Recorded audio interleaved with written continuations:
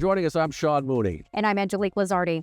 Tonight, the Pima County Sheriff's Department is searching for a suspect involved in a double shooting that took place on the northwest side earlier this morning. Yeah, residents in that area were pretty shaken up after waking up to gunshots and even a SWAT team. News 4 Tucson's Lupita Muria joins us live right now from the northwest side with the latest details. Lupita.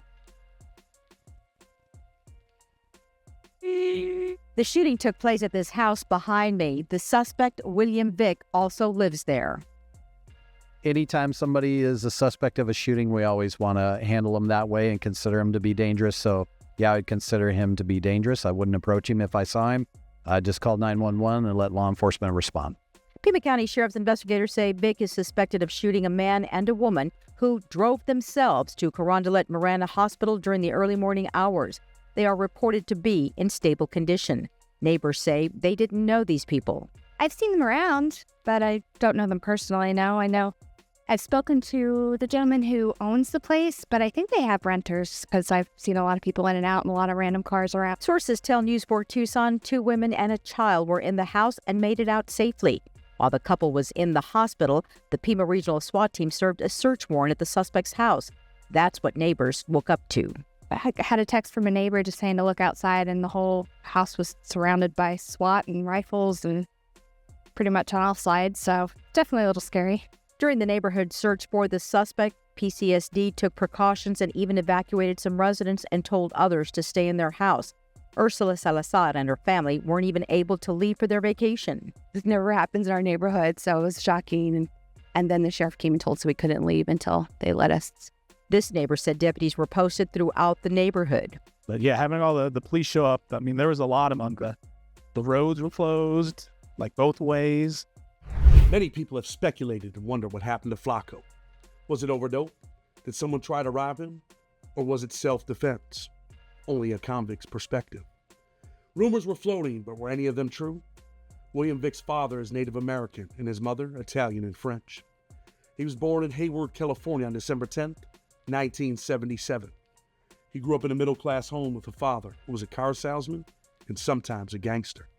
His father was a man of little words and a lot of violence.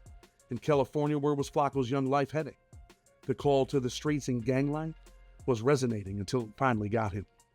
At 19 years old, Flaco would get a taste of prison and real gang life after being arrested for a drive-by shooting and sentenced to 5 years.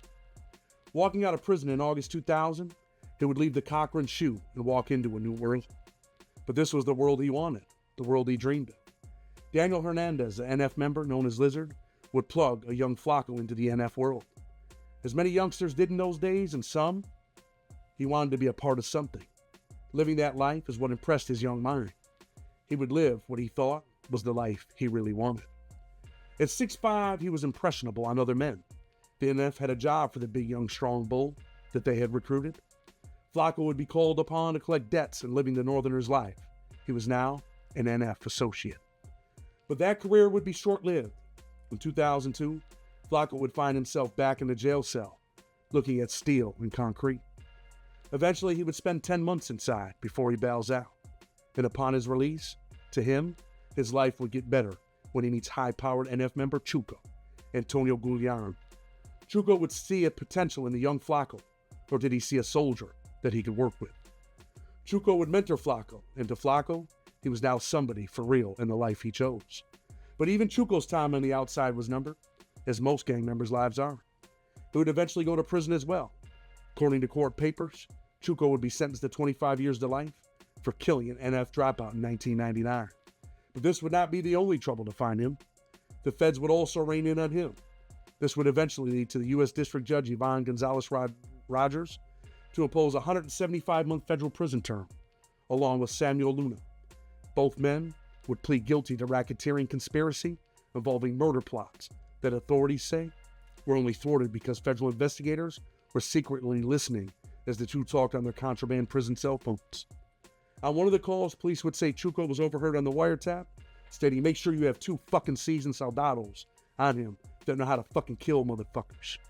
Federal court papers would outline some of the specifics, stating, in January 2019, high-ranking NF member Samuel Luna and 2 others allegedly conspired to murder a Norteño, who was referred to as EC in court records. They talked about his location in a county jail, selected a hitman, and discussed how EC needed to be hit on sight, according to a prosecution sentencing memorandum. Flaco continued to hustle and live that life, and this would eventually lead to another prison term. This time, his hit was not too bad. The Convicts Perspective host would only receive 32 more months in prison. Flaco would visit San Quentin, where he was well respected. In time, he would become a gang leader at the prison, but that too would be short-lived as he was transferred to Cochrane. A few years would pass, and Flaco would be a free man once again. But what did life have in store for him? Would it all be the same revolving door of a little taste of the streets and then back home to prison? Back on the streets, Flaco would now have his own crew climbing the ladder of gang life and control. But in time, jealousy and anger would brew, and then there would be conflict between brothers and leadership. Flaco would paint a narrative years later pointing out that his wife was approached by one of the bros who grabbed his wife looking for sex. Flaco wanted street justice, but those in power balked at his request, telling him in time it will all be worked out. Flaco felt that he had given the gang his all, but now they had turned their back on him. He was disrespected in some of the worst ways, and being restrained from getting the revenge he felt he deserved. Street justice. Before long, Flaco would find himself back in state prison for a year. While in prison, he would sit back and, in his own words, say, "Fuck these dudes." While at San Quentin, the local task force would call him to the IGI office and tell him that they had a cabinet full of charges, and either he could cooperate or look at many more years in prison, possibly the rest of his life. Some of these charges involved Flaco having pending charges related to both drugs and guns. Facing new charges along with his anger about what he felt was betrayal by the gang, he decided to take things personal, cooperate with the man. One of the targets by law enforcement had been Marco Abundez. According to law enforcement, Abundez was a high-profile gang leader that they wanted off the streets, and they needed Flaco's help. The cops would use Flaco to make it happen. According to police reports on December 12, 2006, Abundez sold Vic 3.5 ounces of crystal methamphetamine in exchange for payment at a later date. Flaco, aka Mr. Vic, testified to a second discrete event on February 22, 2007, in which he turned over to law enforcement a safe containing drugs belonging to Abundez that was kept in a safe house used by Abundez.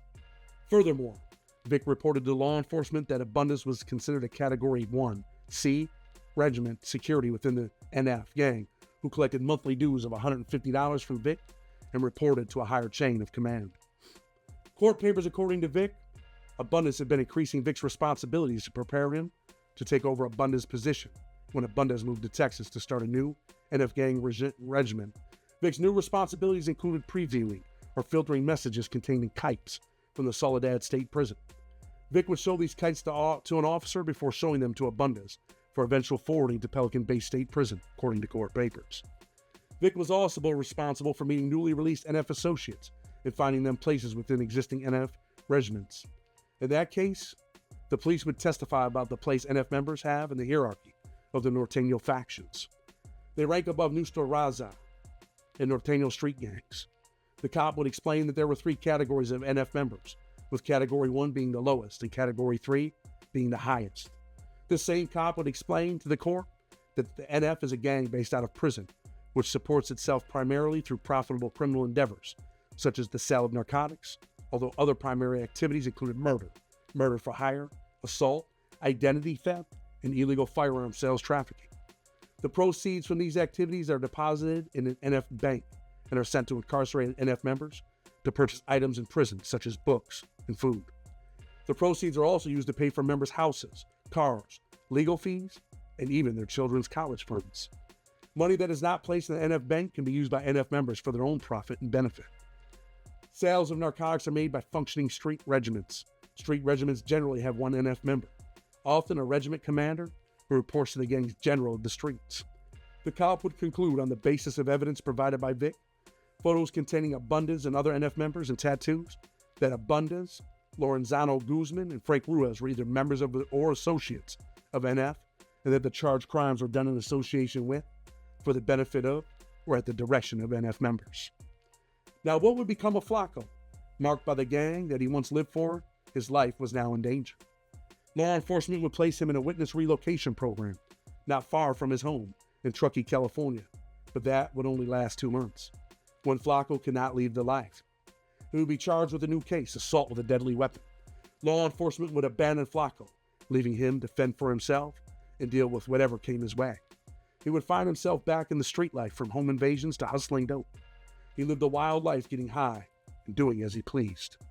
In 2016, though, Flaco would want change in his life. He would go to rehab and, in his own words, get his shit together. That would lead him to sponsoring other men, getting full custody of his son, and finally, living a law-abiding life. That old life he had finally decided he wanted to leave in the past. But was it there to stay?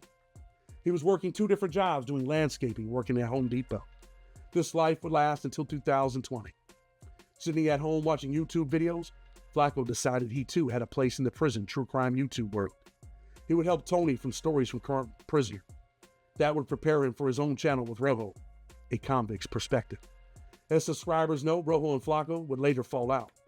And that is when Convicts Perspective would take a different turn.